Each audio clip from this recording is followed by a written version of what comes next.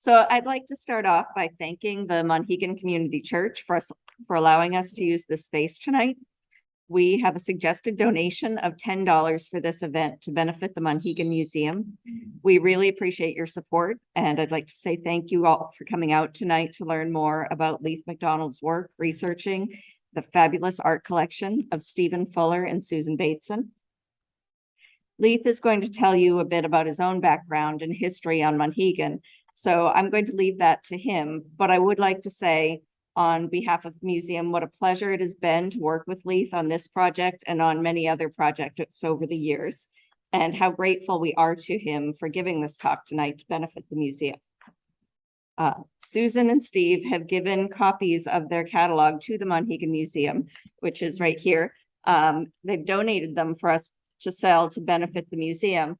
And if you look on the copyright page of this, you'll see that all of the works that are included in this volume are promised gifts to the Monhegan Museum. And it's a truly amazing collection.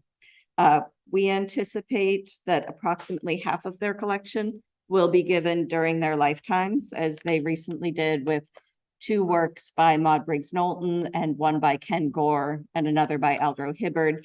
And many of you may know about a gift they gave of a portrait of Jacqueline Hudson by George Bellows. So we hope to have an exhibition of these works gifted by Susan and Steve in the next 5 years. So stay tuned for more information about that. And we will have the books available tonight if you'd like to purchase one after Leith's talk. They'll be in the back, and Lori Day has them there. And with that, I'll pass it off to Leith. Thank you very much. My notes out. Thank you for that wonderful introduction. And hello, everyone. Welcome. Yes, I am Leith MacDonald. There's a picture of me. I came to Monhegan when I was still in art school. I came out to paint for about a week, and then I came out after I'd finished school and did just about anything I could. I was an ice cream scooper and a truck driver and a line cook and a baker, a carpenter, trash man. I mean, really whatever I needed to do to have a place to live and food to eat so that I could paint and make my woodblock prints. But I did leave Monhegan in 2008. I took a job in the curatorial department at the Farnsworth Art Museum in Rockland, Maine. And I was shocked there to find I was the only person in the department who had been to Monhegan. So I went about trying to correct that immediately. And I worked there for about 5 years. And then I started my own company, doing some consulting work, some research, some writing, some conservation work. I got to work on this wonderful project in Cushing, restoring Bernard Langley's gigantic outdoor wooden sculptures. There's me holding Richard Nixon's hand. As he's slowly sinking into the swamp. But there he is on the left, all restored. Let's see, other projects I worked on that were interesting. I did I built a database and cataloged like a 6,000 piece collection for the Ellis Beauregard Foundation in Rockland, Maine.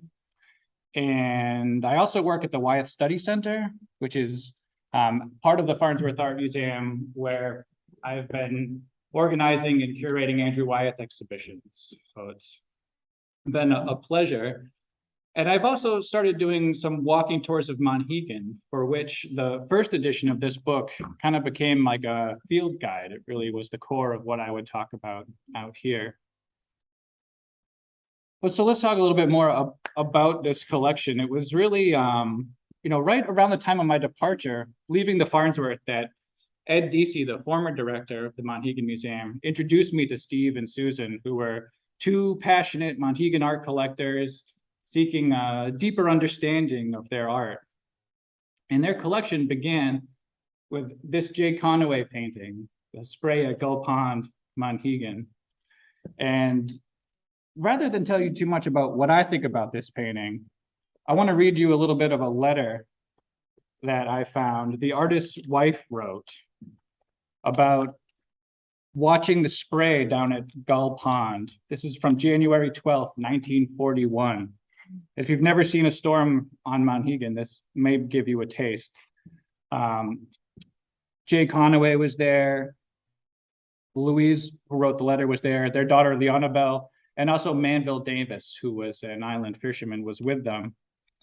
So Louise recalled standing near Gull Pond, which was having its annual bath, and looking toward Gull Rock to the right, and then toward Whitehead to the left. There was so much intense action all along the coast that one was bewildered and confused as when trying to watch a three-ring circus.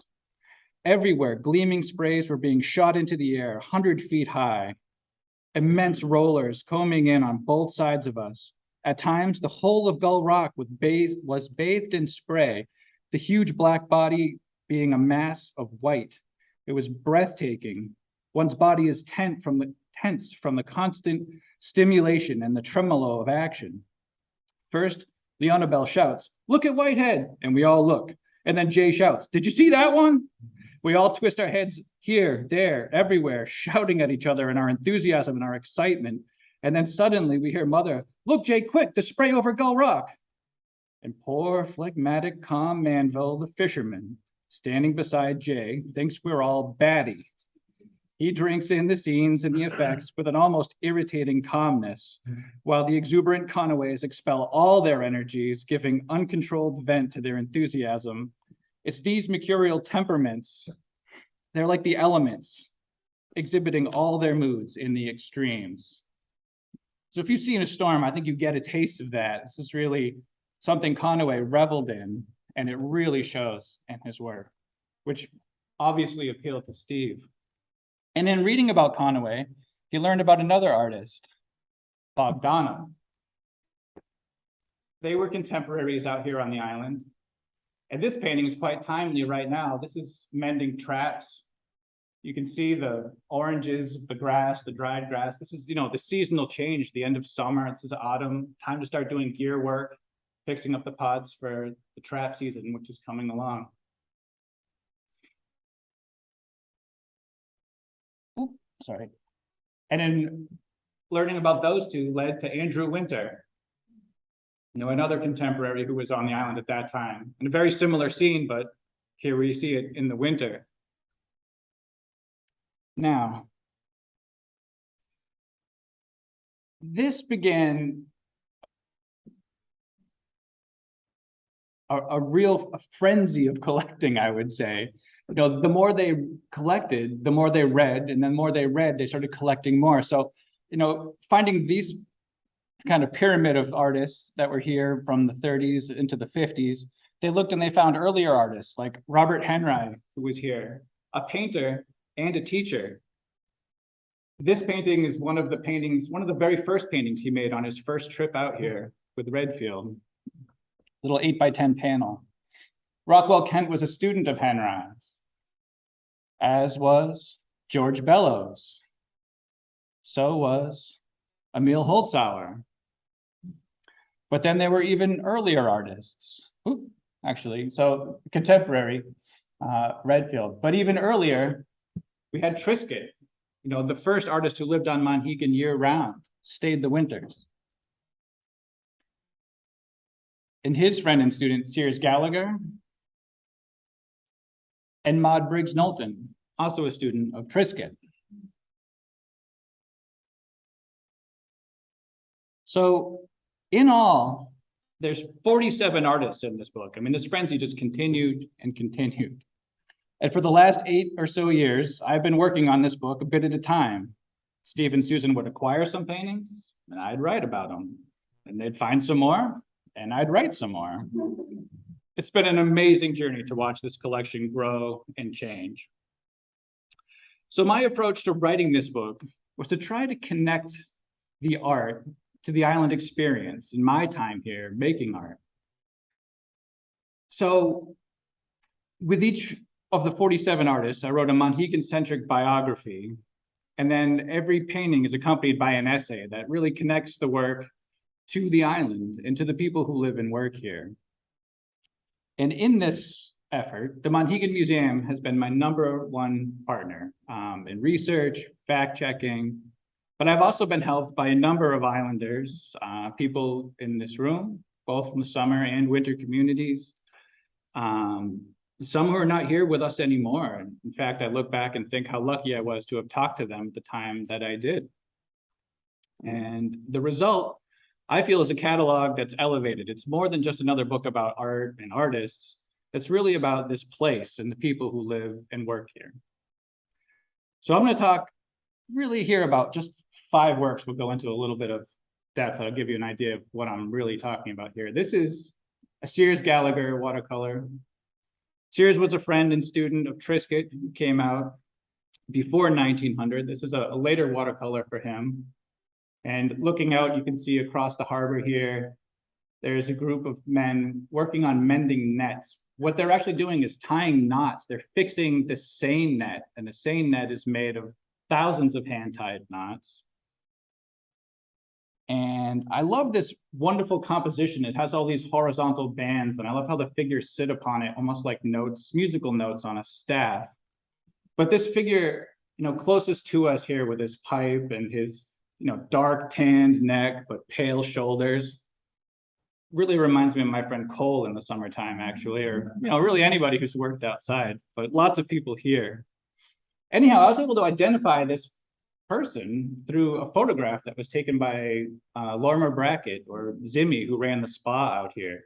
This is Harvey Cushman, and I was able to find his niece, who's still alive, and talk to her about her Uncle Harvey. Harvey was born in Friendship, Long Island, just over on the mainland. And he was born in 1896. He came out here in the 1930s. He boarded at first over in Snug Harbor at Stewie's house. And he eventually built his own house. In 1932, he built this house kind of beneath Rockwell Kent studio. It's now Colin Terrace Little House, where he lived a bachelor lifestyle. And though he lived alone and was relatively quiet, was able to find he joined Jay Connaway and Andrew and Mary Winter in the first aid course in 1941 as part of the island safety's role in the community. Sorry, I'm jumping around here, but I want to wrap up with the location of this painting is over near where the Zero Mostel built his house. Kind of, if you follow this road down from the church and then took that left,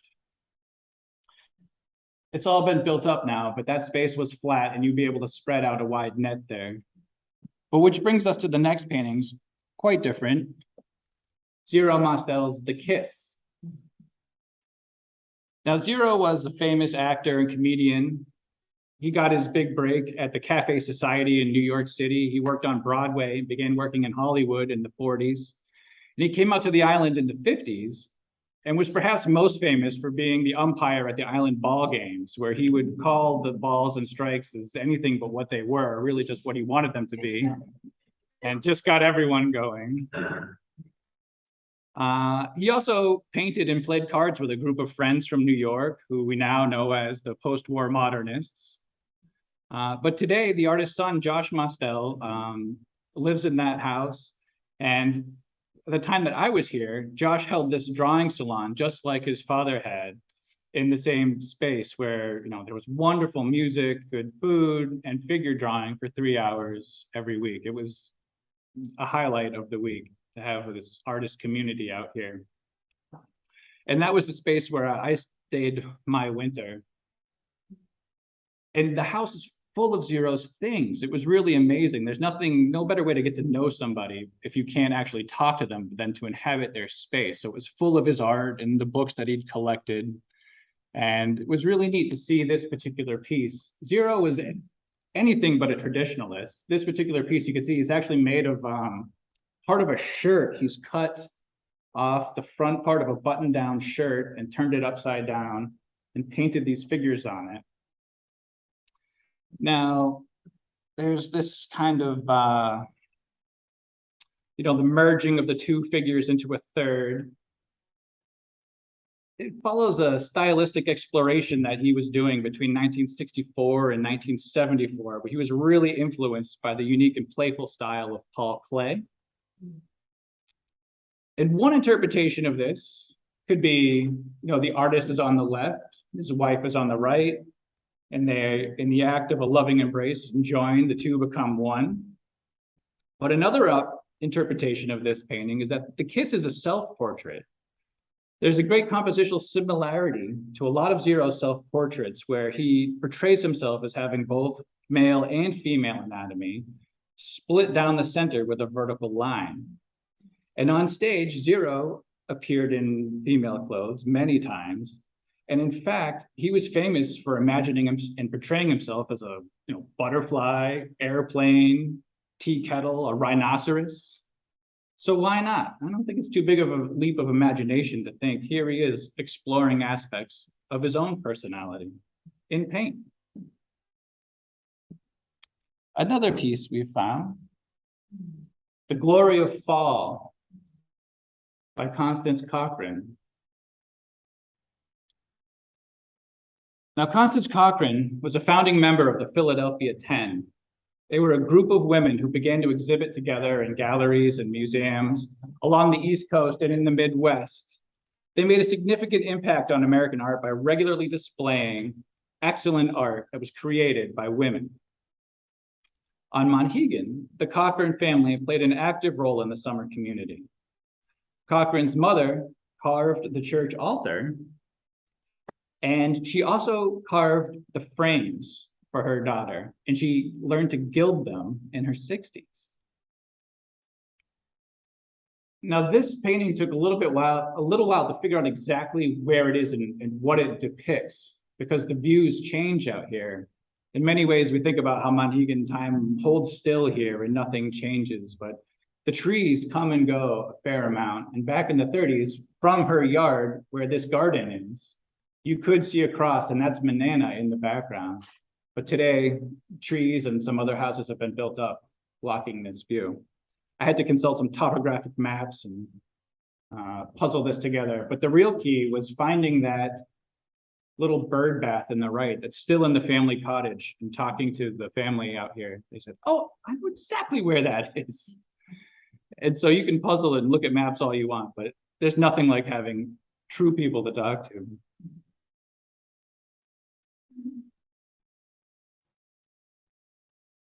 Frederick Dorr Steele's Fish Beach. This is an etching. Now, Frederick Dorr Steele was probably best known as an illustrator who created the character of Sherlock Holmes as we know him, with that double-brimmed hat and the long pipe with a curve in it. He really defined the look of that character. And Steele was also interested in maps. He worked on this map of Monhegan for over 20 years. He started out with a US geodetic map, a survey map, and then he began updating it, making his own observations from land and sea. And he continued to update it until about 1936. And it was even adopted back by the government as an official map for the island. And I would say this is the map by which all other Monhegan maps are judged. And I draw Monhegan maps, so I think about that a lot. And I certainly was thinking about it when I made the map at the back of this book.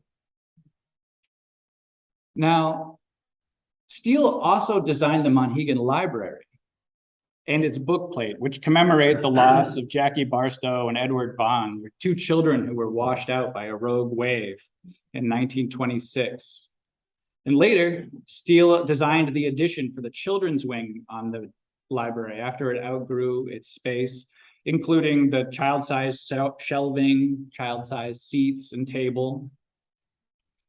Now, earlier today, I was walking by and I heard the library described as, for its size, the best library in the world, bar none.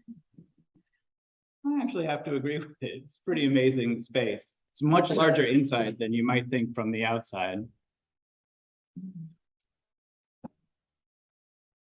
The next piece we have here is by Eric Hudson. Now, this one's really for Steve Fuller, who is a sailor himself, and he spent years searching for this painting, hunting, really.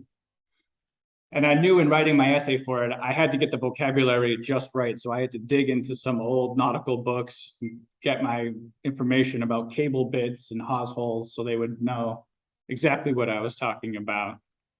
Now, Hudson had been sailing his own ship and photographing and painting along the East Coast for years before he arrived on Monhegan back in 1897. Then he returned the following year to buy land and built a house right on the waterfront. It's the Hudson House right over here. And that home became a gathering place for his contemporaries, people like, I don't know, George Bellows, Randall Davy, Robert Henry, Sears Gallagher, Maude Briggs Knowlton, Frederick Dorr Steele, Rockwell Kent, even N.C. Wyeth when he was on the island. Now here, this Monhegan sunset behind the schooner and the two lap-straped dories in front of it fits squarely into the American maritime painting tradition. But the color palette and this cropped composition that really reference the photographs that he took are distinctly modern in character. Now, Eric Hudson had a daughter, Jacqueline Hudson, or Jackie as she's known here. She was born into this art lifestyle. In fact, at the age of 4, she had that portrait, her portrait, painted by George Bellows, the same one that's been gifted to the museum. She grew up completely surrounded by art. She studied at the National Academy of Design and the Art Students League. And here, in this piece, she combines a variety of mediums and techniques to capture the essence of a full moon night over the harbor. I mean, this is really the view from the house that her father built. And I love this Milky Way of stars. It's tricky to see here in the projection, but in the actual watercolor, when you get up close to it, you can see she's laid salt into the watercolor to create those white pockets of stars all over. Now, Jackie was instrumental in founding the Monhegan Museum, which has become an amazing repository of the island's culture and artifacts. And in art history, all of it, there's an undeniable bias towards male artists. Too often the women have been sidelined or just left out entirely.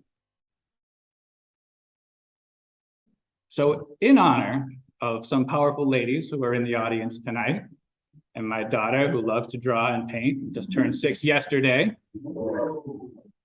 I'm going to talk a little bit more about some female artists, and I want to honor their contributions to Monhegan's artistic history.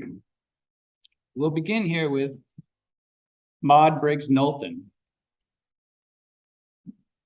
She was a pioneering painter, educator, craftsperson, graphic artist, designer, the first female director of an American art museum. She came to Monhegan on her honeymoon back in 1893. She and her husband bought a piece of land just up the road beneath Triskett's house. Trisket became her teacher, and she studied watercolor under him. She had a studio down on Swim Beach, the chimney of which you can still see a bit on the beach, those red bricks. The building's not there anymore. While she was out here painting her own watercolors and so many of the things she did, she encountered, in 1939, she encountered this young and up-and-coming watercolorist named Andrew Wyeth, and she gave him his first one-man exhibition in a museum. And I selected this painting because the building on the right at this point was owned by Alma Wickapaw. Alice Kent Stoddard, another female Monhegan artist, purchased it in 1946, and it and its gardens have been owned by a succession of female Monhegan artists ever since. Nice. The Cormorant by Josephine Levy. Josephine studied at the Art Students League, and she was working in New York on a lot of public art. She was commissioned by the WPA in the sculpture division. During the Second World War, she had to join the war effort, and she put her skilled hands to use in an electronics factory. She first came to Monhegan in 1945 with her husband, Murray Hantman, and they stayed up at the Bright Cottage. And they hung out with a growing group of New York painters, including Joe DiMartini, Ted Davis, Zero Mostel, And my mind was blown by some of the research I did about this time when a room at the Monhegan house was $3 a day. And the seventh day was free. Breakfast at the Trailing U cost $1. Lunch, which was the biggest meal, cost $2.50. And dinner cost $1.50. I wish those times were back. But I mostly love this sculpture. First of all, it's bronze. So very rarely do you encounter anything bronze that's made on Monhegan. I am quite positive she didn't cast it here, but she would have made the wax here. And this cormorant is a bird. We also call them shags. This great prehistoric bird that sort of, flies under the water if you look at it as they hunt fish. And they lack oils in their feathers. So their feathers get wet and they stay wet. So they have to stand up on rocks and they perch like this, like little pterodactyls, just letting the sun dry the water out of their feathers. I love how she's captured it. We've got Mary King Longfellow. Mary is Portland's best-known female painter from the 19th century.